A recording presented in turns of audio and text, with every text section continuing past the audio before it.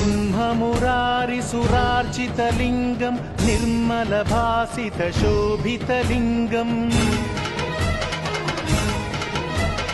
जन्मज दुःखविनाशकलिङ्गं तत्प्रणमामि सदा शिवलिङ्गम्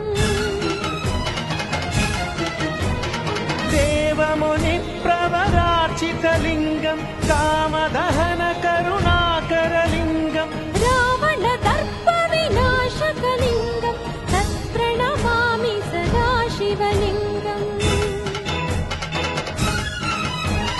सर्वसुगन्धसुलेपितलिङ्गं बुद्धिविवर्धनकारणलिङ्गम्